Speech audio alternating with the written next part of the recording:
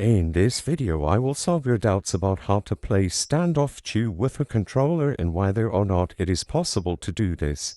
To answer this question and see if we can play through Standoff 2 with a controller, I went ahead and I connected my Bluetooth controller to my phone.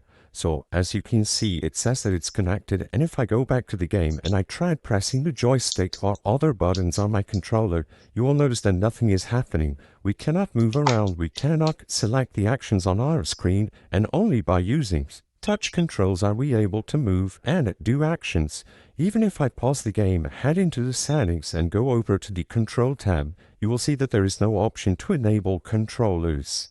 So as of today, is there any way or any workaround to bypass this and use controllers instead of Standoff 2?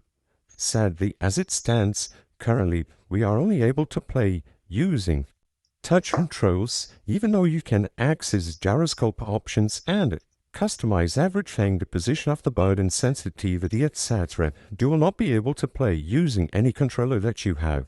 You need to use touch controls, and there is no workaround to this. The purpose of this video is not to spread misinformation, but to let people be aware of the limitations of Standoff 2 and how it is not possible to play using a controller as of today. If they ever send an update that enables controller support, you will be able to connect any controller that you have to your phone and use it to play the game. I hope I was able to help you. If this video cleared up any questions you had, please be sure to leave a like and subscribe for more quick and easy tips. Thank you for watching.